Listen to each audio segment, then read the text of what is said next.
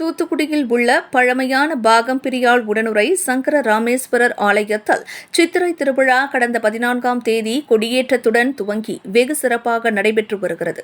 திருவிழாவின் 8ஆம் நாள் நிகழ்ச்சியாக இன்று சுவாமி அம்பாள் மலர்களால் அலங்கரிக்கப்பட்டு குதிரை வாகனத்தில் எழுந்தருளினார். பாகம்பிரியாள் மீனாட்சியம்மன் அலங்காரத்தில் கிளி வாகனத்தில் எழுந்தருளினார். இதனைத் தொடர்ந்து விநாயகர் மற்றும் முருகப்பெருமான் உள்ளிட்ட பரிவார மூர்த்திகளுக்கு சிறப்பு பூஜைகள் நடைபெற்றது.